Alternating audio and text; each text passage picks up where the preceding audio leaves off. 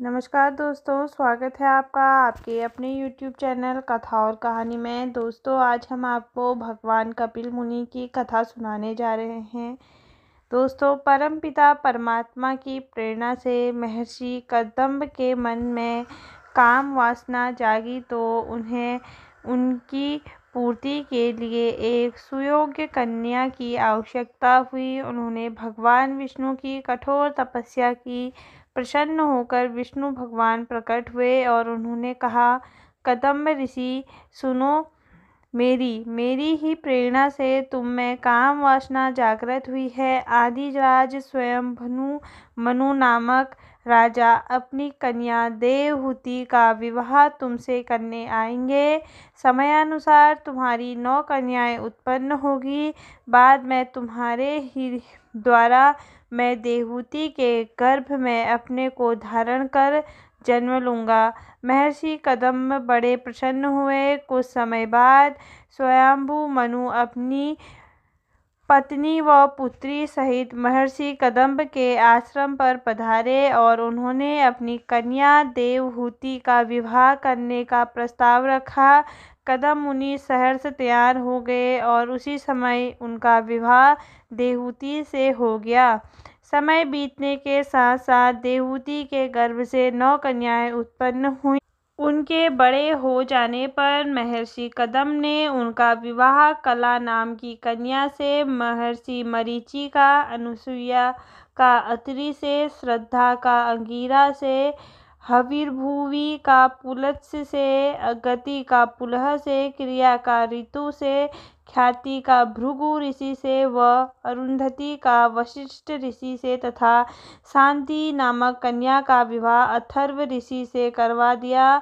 इसके बाद भगवान विष्णु ने कपिल मुनि के रूप में देवहूति के गर्भ से जन्म लिया।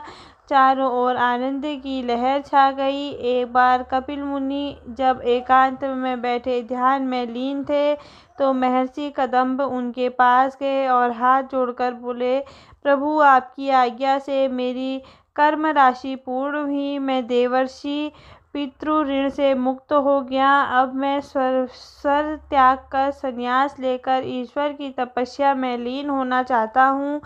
आपने मेरे यहाँ पुत्र के रूप में अवतार लेकर मुझे धन्य कर दिया। अब मेरी ईश्वर में लीन होने के अतिरिक्त अन्य कोई इच्छा नहीं है। तब कपिल मुनि ने कहा, मुनिवर, अपने संपूर्ण कार्य मुझे अर्पण कर आप जाकर तप करें। मेरी आराधना से आप मृत्यु को जीतकर मोक्ष प्रदान कर सकेंगे। महर्षि कदम्ब ने कपिल भगवान की परिक्रमा की और एकांतवास के लिए चले गए। तब कपिल मुनि अपनी माता देवहूति के पास गए। देवहूति को जब ज्ञात हुआ कि उसके पति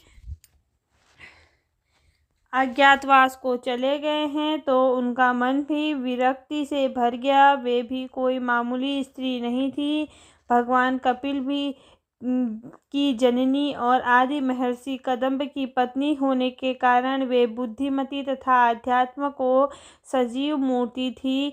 पुत्रियों की शादी हो जाने और पति के एकांतवास में जाकर प्रभु की तपस्या में लीन हो जाने से उनके मन में भी वैराग्य उत्पन्न हो गया।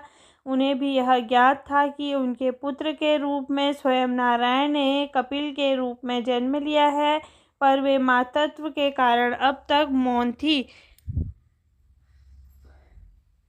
पर कपिल मुनि के आते ही वे उनके चरणों में गिर पड़ी और उनकी स्तुति करने लगी। तब कपिल भगवान ने उन्हें उपदेश देकर कृतार्थ किया। उन्होंने कहा, हे माता, आध्यात्म योग के द्वारा ही मनुष्य अपना सुनिश्चित कल्याण कर सकता है। वहाँ स्व और पर, राग और देश, दुख और सुख तथा प्रेम और वियोग सब समाप्त हो जाते हैं। इस प्रकार कपिल देव ने धीरे धीरे महदादि तत्वों की उत्पत्ति का क्रम समझकर प्रकृति और पुरुष का विवेक प्राप्त होने पर मोक्ष की प्राप्ति होती है, यह भी समझाया। उन्होंने उन्हें भक्ति, ज्ञान और योग्य का भी विस्तृत ज्ञान कराया। इस प्रकार उन्होंने उपदेश देकर अपनी माता को पूर्ण आत्मज्ञान संपन्ना बना दिया। उन्होंने अपनी माता को सरस्वती के पवित्र तट पर सिद्धाश्रम में छोड़ दिया और स्वयं जन कल्याण हेतु निकल पड़े।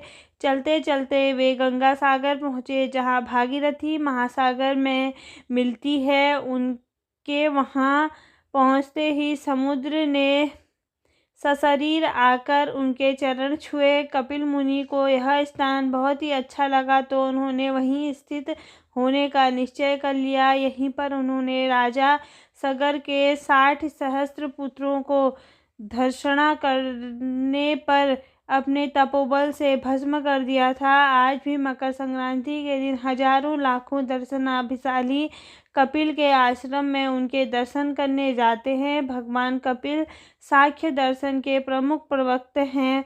भागवत धर्म के प्रमुख 12 आचार्यों में से एक, धरणी को धारण करने वाले में धर्मादि के साथ भगवान कपिल भगवान का नाम भी आता है।